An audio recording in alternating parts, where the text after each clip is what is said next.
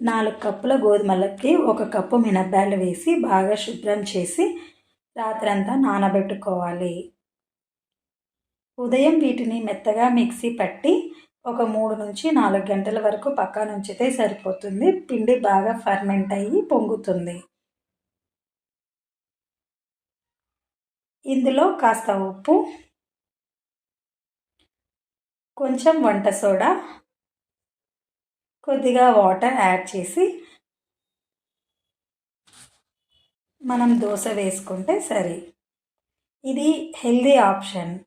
Diabetic patients కూడా ఎలాంటి ఇబ్బంది లేకుండా తినొచ్చు. ఈ దోశ చాలా క్రిస్పీగా టేస్టీగా ఉంటుంది. చూసారా, మన పర్ఫెక్ట్ గోధుమ దోశ రెడీ అయిపోయింది. ఇలాంటి మరిన్ని రెసిపీస్ కోసం మన ఛానల్ని సబ్స్క్రైబ్ చేసుకోండి.